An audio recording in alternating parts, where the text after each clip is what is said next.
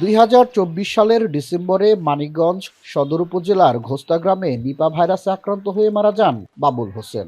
স্বাস্থ্য বিভাগের তথ্য অনুযায়ী কাঁচা খেজুরের রস পান করে নিপা ভাইরাসে সংক্রামিত হন তিনি। এ ঘটনার পর থেকে মানিকগঞ্জে কাঁচা খেজুর রস পানে নিরুৎসাহিত হওয়ার কথা থাকলেও বাস্তব চিত্র পুরোপুরি ভিন্ন। বরং কিছু এলাকায় কাঁচা রস পান নিয়মিত ঘটনায় পরিণত হয়েছে।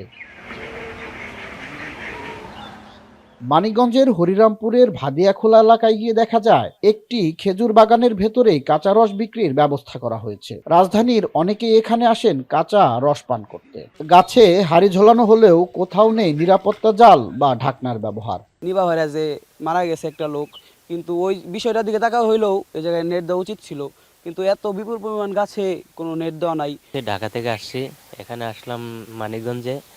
4 লিটার রস 1000 টাকা নিচ্ছে। রসের দামটা একটু বেশি মনে হচ্ছে, কারণ রস হয় অল্প, লোক আসে অনেক, কারণ হলে কিভাবে এগো চাহিদা মিটাইব।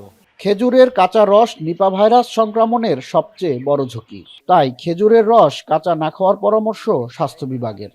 এই রসের যে হাঁড়িগুলো আছে, হাঁড়িগুলো যে বাঁধা হয়, বাদুর হলে এখানে বসে। বাদুর যদি আপনার নিপা ভাইরাস এফেক্টেড থাকে এবং সেই রস যদি আমরা কাঁচা রস খাওয়া হয়, তাহলে সে নিপা ভাইরাসে আপনার আক্রান্ত হবে। 100% ফ্যাটাল।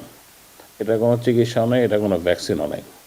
আপনার নিপা ভাইরাসে যে আক্রান্ত হবে, তো তার মৃত্যু অবশ্যম্ভাবী। হরিরামপুর উপজেলায় প্রায় 7,500 খেজুর গাছ থেকে কাঁচা রস সংগ্রহ ও বিক্রি করা হয়। এ কারণে মানিকগঞ্জ ও আশপাশের এলাকায় নিপা ভাইরাস সংক্রমণের ঝুঁকি দিন দিন বেড়েই চলছে। আসাদ জামান, এখন, মানিকগঞ্জ।